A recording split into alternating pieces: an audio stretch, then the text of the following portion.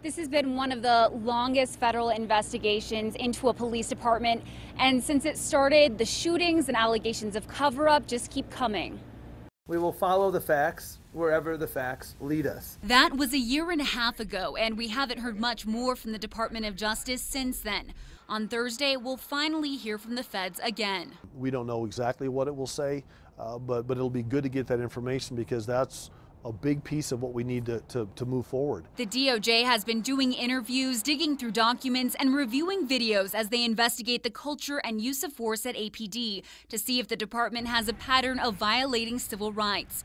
The mayor, who was originally against the DOJ moving in, now sees the urgency as the city grows more divided. We're going to be glad to get the results. It's a situation where I think as a city, particularly in light of the James Boyd officer-involved shooting incident, where we want to hear what the DOJ has to say. If other police departments investigated by the feds give us a clue, the DOJ will be issuing an open letter addressed to the mayor and police chief, listing problems they've found within the department. And those findings won't be a bunch of statistics. Expect them to highlight major incidents in the last 4 years, like the case of Kenneth Ellis, shot and killed by APD as he held a gun to his own head.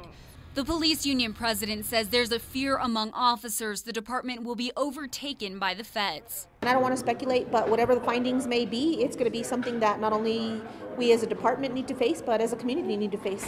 Thursday's findings, the end of a long investigation, but just the beginning of what could be a long, expensive overhaul of the department.